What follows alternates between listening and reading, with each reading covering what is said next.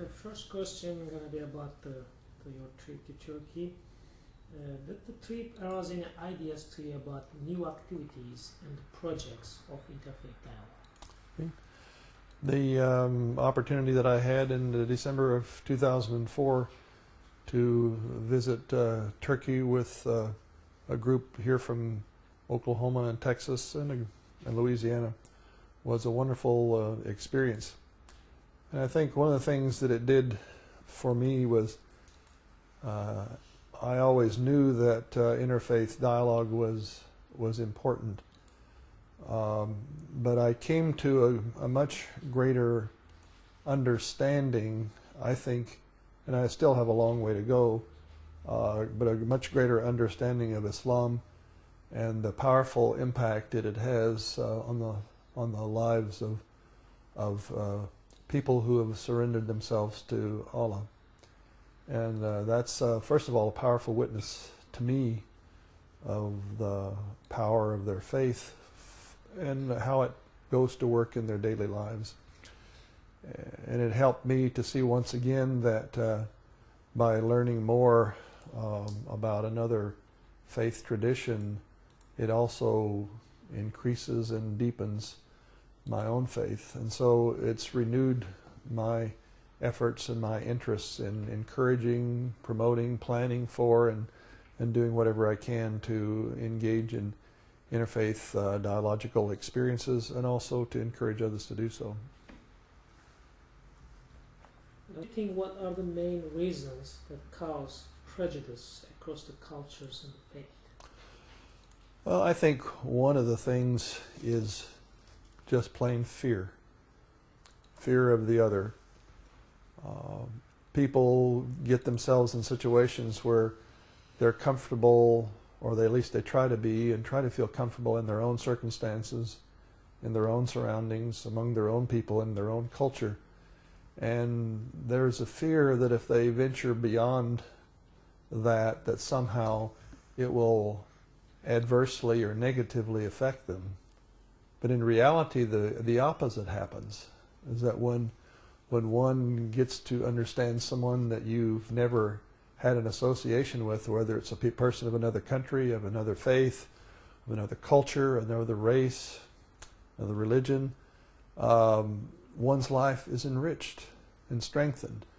So I think fear of the other is one thing, and I think one of the things that's distressing to me is it seems to me that since September the 11th, 2001, that factor of fear has increased dramatically in the United States. And we don't have a reason to be afraid of other people just because they're other, because they're different. We need to be concerned about those who are violent, but that doesn't mean that everybody who's different than we are is that way. And so there's a lot, I think that, so some of it is fear, some of it is lack of knowledge, or it's just plain ignorance, if you will, about the life, the culture, the history, the experiences and the religion, the faith of other people. And one of the problems I think we have in the United States is people want simple answers to complex questions. And so many of the issues that we have in the world today are very complex. And people are unwilling sometimes to explore things in depth.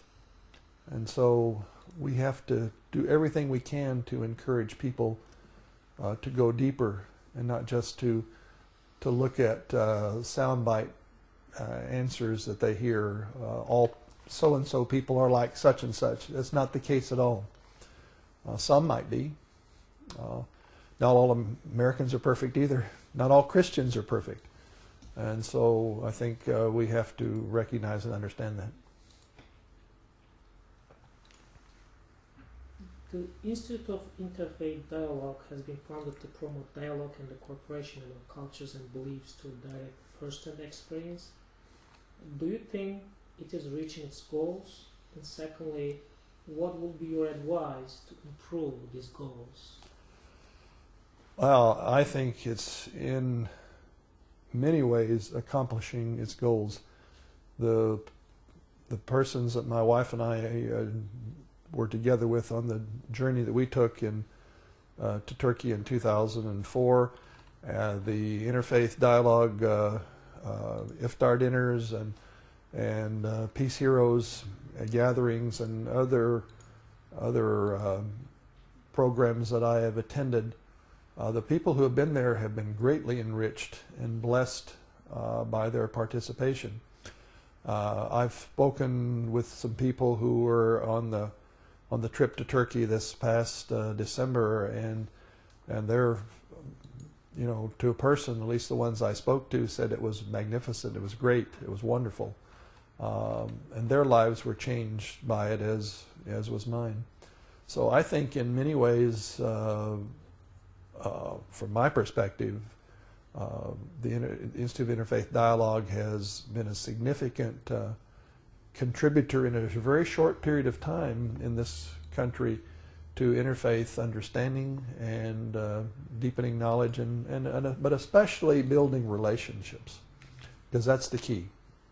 It's not just information, but it's knowing people of other faith traditions, of other religions, and being enriched by that.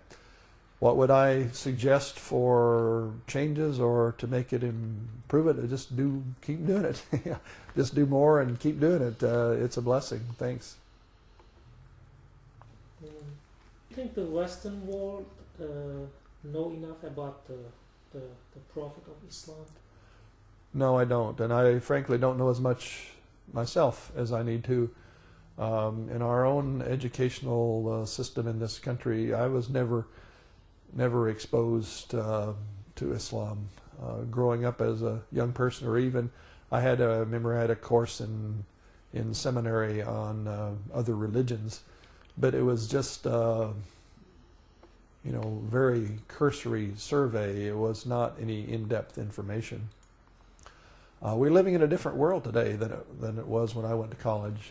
Today it's very important for people in the Western world to know about the Prophet of Allah, to know about Islam, and to know about all the religions of the world, because the people of other religions other than my own Christianity are my neighbors. They're my friends. They're people that I see every day. They're not just living somewhere else in the world. Of course, our Christian faith teaches me that God loves the whole world, and that everyone is my neighbor.